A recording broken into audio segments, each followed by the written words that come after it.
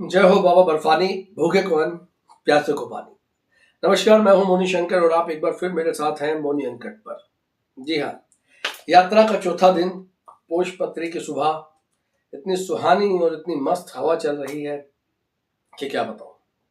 Early in the morning उठ के यहाँ से हम आगे की यात्रा पैदल करने का निर्णय लेते हैं और सभी लोग साथ मिलके सभी भाइयों को, सेवादारों को धन्यवाद करने के बाद आगे चलते हैं। यहाँ से पंचतरणी तक का रास्ता हम सभी लोग पैदल तय करते हैं, क्योंकि सट्टल मैदान है, खुला हुआ, कोई संकीर्ण रास्ता नहीं है। आप आराम से चल सकते हैं जयकारे लगाते हुए। दोनों साइड ऊंची ऊंची पहाड़ियां हैं जिनकी चोटियां बर्फ से घिरी हुई हैं, और हरे मैदान में जब भिन भिनाती हुई खिली धूप आती है तो चलने का मन और करता है। और धीरे धीरे करके हम पहुंचते हैं पंचतरणी। जी हाँ, पंचतरणी वो स्थान जहाँ पे कथा के अनुसार भगवान शिव ने पांचों तत्वों को त्यागा था। इसके आगे कोई तत्व नहीं रहेगा भगवान शिव के साथ, क्योंकि अमृत तो एक ऐसा ज्ञान था जो किसी को भी आसानी से या किसी भी तरीके से नहीं दे सकते थे। अब आगे की यात्रा 6 किलोमीटर। पंचतरणी में भी बेस कैंप है, क्योंकि अधिकतर लोग शेषनाग के बाद सीधा पंचतरणी आके रुकते हैं। यहाँ भी आप पर नाइट के हिसाब से, पर बेड के हिसाब से तंबू किराए पे ले सकते हैं। खाने पीने की व्यवस्था है, चेक पोस्ट है, साथ में भंडारे लगे हुए हैं, छोटी छोटी दुकानें हैं, और एक इतना खुला मैदान है कि आप आके थोड़े से हैरत में पड़ जाएंगे कि पहाड़ों के बीच में इतना खुला मैदान। जी हाँ, और एक अलग सा मोटिवेशन मिलता है यहाँ के, एक शांति के साथ साथ, कि भाई अब तो पहुंच गए। लेकिन इसके आगे की यात्रा के लिए, क्योंकि 6 किलोमीटर में से 3 किलोमीटर की खड़ी चढ़ाई है संगम तक, तो हम यहाँ से दोबारा खच्चर या घोड़े करते हैं। क्योंकि देखिए, अब आप ये कहेंगे कि भाई यात्रा करें तो पैदल क्यों नहीं कर रहे, हमें तो कह रहे हैं कि भाई, मैं आपको भी सारे मार्ग बता रहा हूँ। होता यह है कि जब आप दो या दो से अधिक होते हैं, क्योंकि हमारा ग्रुप अधिकतर 7, 10, 12, 15, 20, 24, 27 इस तरीके की गिनती में रहता है, तो वहाँ सभी की उम्र, सभी के शरीर, सभी की हर चीज़ का ध्यान रखना पड़ता है। और उसके बाद कोई फैसला लेना होता है कि भाई आगे की यात्रा कैसे करेंगे या नहीं करेंगे। कहीं ऐसा ना हो कि किन्हीं एक दो लोगों को छोड़ के आप अपने फैसले लें, तो वो गलत है। इसलिए मिलजुल के जो फाइनल होता है हम उसी पे आगे बढ़ते हैं। तो इसीलिए यात्रा के बीच बीच में हमने घोड़े खच्चर वगैरह की व्यवस्था ली।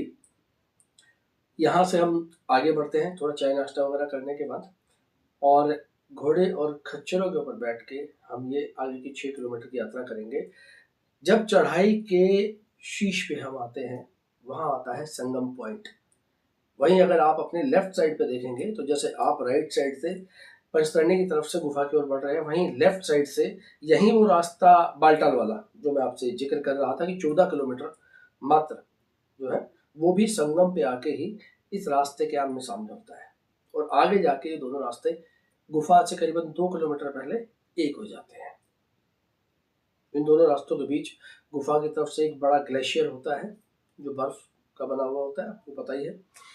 और धीरे धीरे करके बाबा के जयकारे लगाते हुए, एक दूसरे की साइड देख के, और अंदर एक खुशी का एहसास की आखिरकार पहुंच गए बाबा की गुफा तक हम लोग पहुंचते हैं।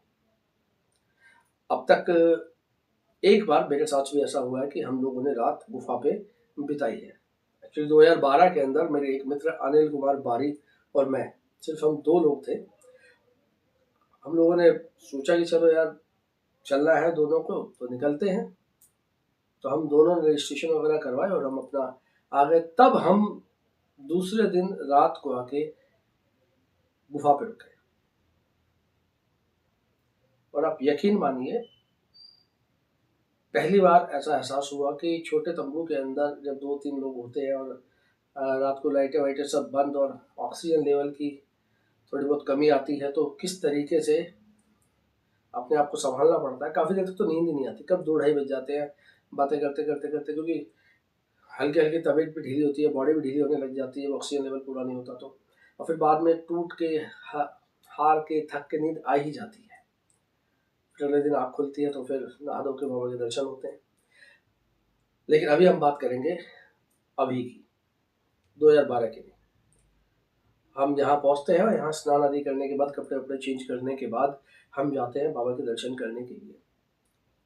कुछ लोग बहुत अर्ली इन द मॉर्निंग आते हैं, कुछ लोग पंचतरणी रुकते हैं और अर्ली इन द मॉर्निंग आके सुबह की आरती लेते हैं।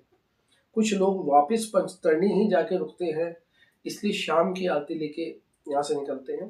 पहले तो ऐसी व्यवस्था थी कि गुफा तक हेलीकॉप्टर की सर्विस आती थी, लेकिन उसके बाद कुछ सुरक्षा कारणों की वजह से सरकार ने हेलीकॉप्टर को वहां तक जाना निषेध कर दिया और उसकी सेवाएं पंचतरणी तक रोक दी।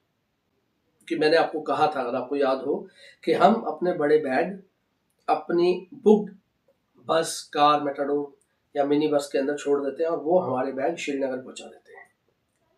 क्योंकि अब हमें यहाँ से श्रीनगर जाना है, इसलिए हम पंचतरणी, पुष्पत्री, जोजीबल, पहलगांव ना होते हुए सीधा बालटाल के रास्ते से नीचे उतरते हैं और लगभग रात को 9, 9:30 बजे तक हम नीचे बालटाल बेस कैंप में पहुंच जाते हैं। क्योंकि बालटाल की चढ़ाई जो है वो बिल्कुल खड़ी है, इसलिए उतरना जल्दी हो जाता है, लेकिन बहुत सावधानी से उतरना होता है। क्योंकि अगर वहाँ बारिश आ गई तो आप फिसल सकते हैं, आपको चोट लग सकती है, रास्ता संकीर्ण है, उसी पे पालकी, घोड़े, खच्चर और आप सभी चढ़ेंगे भी और उतरेंगे भी।